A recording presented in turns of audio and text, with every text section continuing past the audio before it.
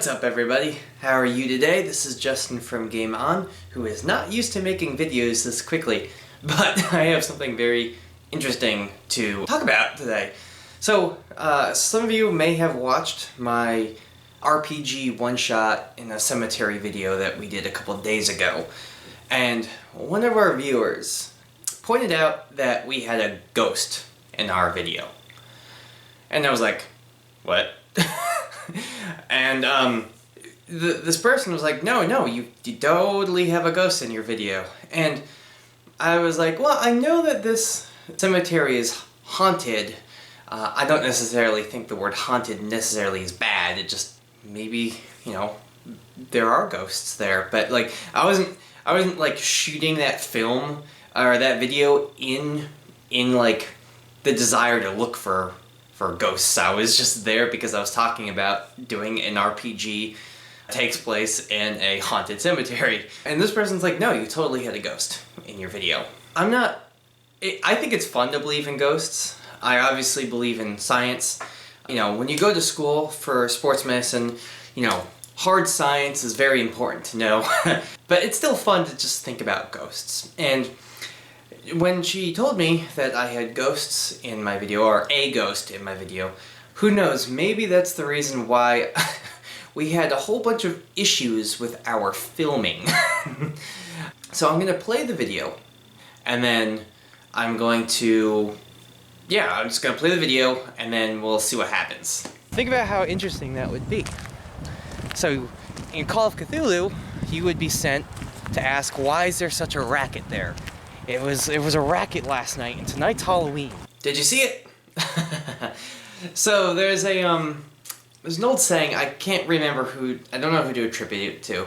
There's a saying that says that if I didn't believe it, I wouldn't have seen it, which is basically the backwards way that we think to say that line. So I decided that orb that was following me, I decided to look into it a little bit. I didn't look into it the way of like a ghost chaser, like, oh, can orbs follow you? I didn't like look that into Google. That's not actually how I typed, but I didn't do it that way.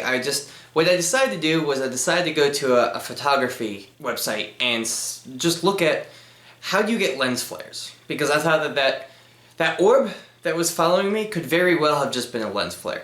Again, I am just trying to look at this as a scientific person. I'm trying to disprove myself. I don't want to make any radical claims that I had a ghost with me. So, interestingly enough, I decided to do some math. And I looked up how to get lens flares and how to not get lens flares. So I found this amateur video and photography site. And it said that you had to get anywhere between 35 and 75 degrees behind the subject. And that's the sun. And I didn't know if that is in relationship to the subject, or if that's in relationship exactly to the camera, and it's in relation to the subject itself from the camera's point of view or from the subject's point of view. I didn't really say. I know it said behind the subject, but I don't know if there's like lingo or something within the photography community that they just assume that you know it's behind the subject and not in relationship to you, cameraman. So I don't know. So I did some finagling, and so I looked at it, and using the photo editing tool, I looked at the hard shadows, because the hard shadow was the easiest thing to get a reading off of the gravestone, and I saw that it is 38 degrees in relationship to a flat plane to me. So then, and you're going to see a graphic here of saying that I just had to move the arrow up so I wasn't covering the little orb, but this is just to show you that I did actually measure it directly from the angle of the shadow.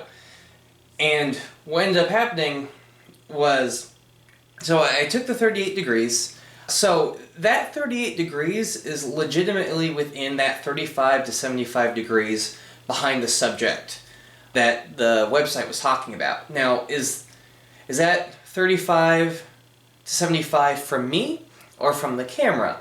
Because if you're looking at it straight on from the camera, that ends up actually being 142 degrees from the relativity of the camera.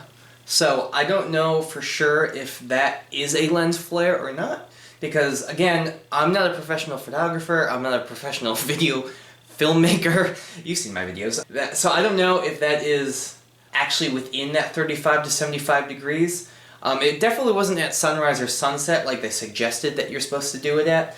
This was at 2 o'clock on a very dry day, but I figured might as well, look at it that way. So it's either a lens flare because it's within that 35 to 75, or it is not a lens flare and it's a ghost.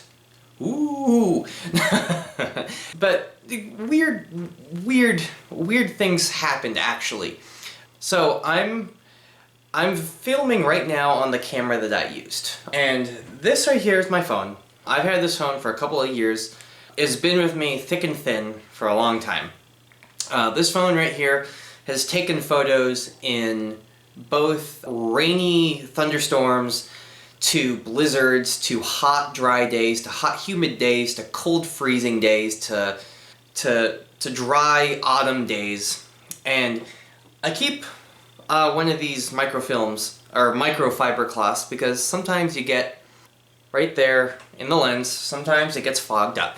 I mean, this camera has gotten fogged up too on a hot day, hot humid day. It just happens. That's just what happens. So we ended up making that video shorter than I wanted it to. Not that I needed to go that much longer, but we had some issues with this camera and the one that I am filming on right now. This particular camera, and both of these particular cameras, happened to have an issue as soon as I got to the end of that video. I basically ended it because, I don't know, it's something, I don't know. Again, this is very subjective. It's very hard to explain. I just felt like I needed to end the video, so that's why I ended it fairly abruptly. This lens right here that I'm poking, and this lens right here, decided to fog up from the inside. Never happened before. You're gonna see a video, or a photo that I took with this, because I was trying to frame up some different ideas for a thumbnail, and it was fogged from the inside. That has never happened with this camera in any climates I've ever used for. That's never happened to this camera either that I'm looking at right now. Literally, the fog was on the inside of the lens, so I couldn't clean it with my microfiber. This guy was not helping because it was inside under the lens. I couldn't get any more photos or videos. Luckily, my mom, who was my cameraman at that time, she was able to pull out her phone and snap a photo of me, and that's why you get that like weird thinking face of me, because, well, she was going to get she was getting a cloudy lens too, so we had to just get out of there. We didn't have to get out of there, but we were trying to figure out what the heck was going on, because it's never happened in any of our phones. And it's not like that was a hot, humid day. It was 2 o'clock on a dry autumn day. It was like 55 degrees out. And the cannonball shot that I got of the Civil War grave plots, as well as the mustering out drum, that was actually after I had filmed this video. We went back, well, it was the same day, so what ended up happening was we walked out of the oldest part of the cemetery, and we got back into, I guess the newer part, if you can consider a Civil War cemetery new. But I was able to grab that shot because these guys immediately unfogged. It was like night and day, like I watched it just go away. So I do have a scientific mind. I was trying to look up like fogging on the inside of lens. That's never happened to me before. What can cause that? And people were saying like you can get like if you have like a fracture in your lens and you can get liquid inside, like vapor inside, that's what causes that. But none of these, I mean, my phone's been with me forever, but it has a good protective case. I can throw this across the room and it'll be fine. This guy, this particular lens right here that I'm poking at, This is my baby, this camera. I take such good care of it that there's no way it could be hurt. I keep a lens cover on it. So the fact that moisture somehow got onto the inside of it, but it's never done that before, was really weird. And it basically limited how much that we could shoot that day. So in the end, did I see a ghost? I didn't see a ghost. Was that orb a lens flare, or was that orb a ghost? I don't know. I'm gonna let you guys decide on that, but I will say this. The one thing that I still can't quite figure out is how the lenses got fogged from the inside, which is something that has never happened to me in the years of owning these two. So, was that a ghost trying to stop me from filming? Or was that just some weird scientific fluke that I just haven't figured out yet? Leave your answers in the comments. I know that this is a very different video than what Game On normally does, but I figured I would make a response video to the lovely viewer that told me that I had a ghost following me. So, thank you guys for watching. I think ghosts are cool. Why not believe in them every once in a while? I think it's fun. It doesn't really hurt anybody.